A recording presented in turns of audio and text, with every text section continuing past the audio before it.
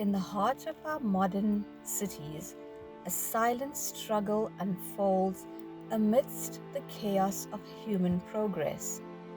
Once, the skies above were filled with the songs of countless birds, their wings forming patterns through the air. But as cities grow and expand, the lives of these winged creatures are constantly altered. Urbanization claims yet another casualty: the loss of habitat. Towering skyscrapers replace the forests.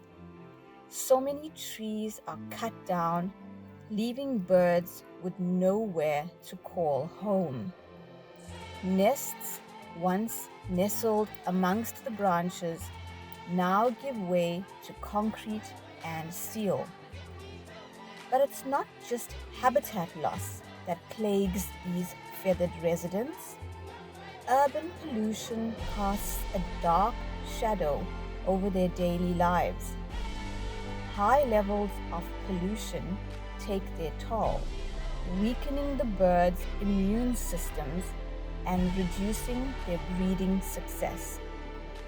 For the birds that call our cities home, the struggle is far from over. But with determination and perseverance, perhaps we can build a future where humans and wildlife can coexist in harmony.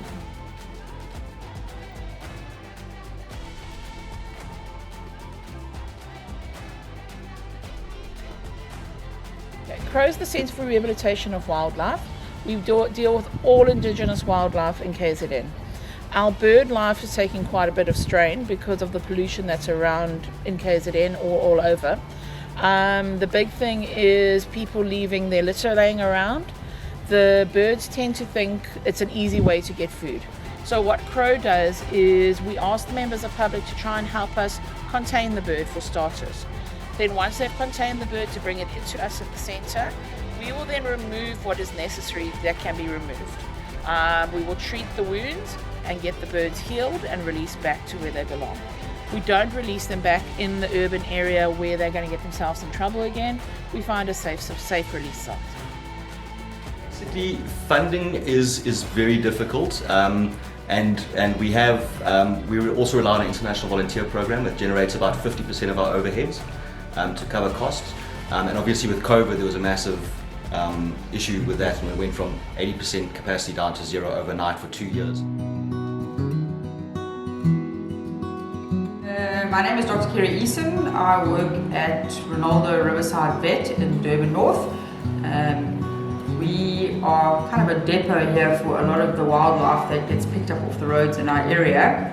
We do see a fair number of wildlife that comes from this area: birds, mongoose, monkeys, the works, and ranging from like literally little featherless blobs up to, we've done cranes, pelicans. I think the future can be quite grim unless we make some changes ourselves. So, people say, oh, we put food out, but putting food out for birds isn't really what they need to actually maintain a population in your area. So if you're thinking of birds, you need to have cover.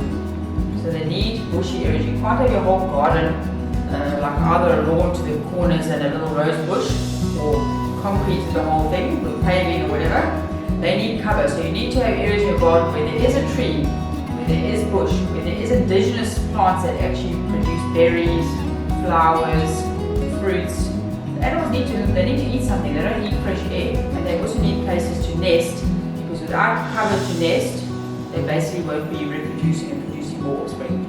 So that's what people need to do. They need to actually plant plants in their garden that will sustain the bird populations.